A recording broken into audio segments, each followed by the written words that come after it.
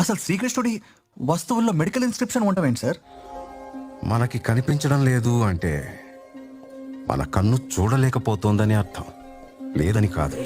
శ్రీకృష్ణుణ్ణి దేవుడు అని ముద్ర వేసి మనిషికి నేలకి దూరం చేయొద్దు. గీతతో కోట్ల మందికి దారి చూపించిన అతనికన్నా గురువెవరు?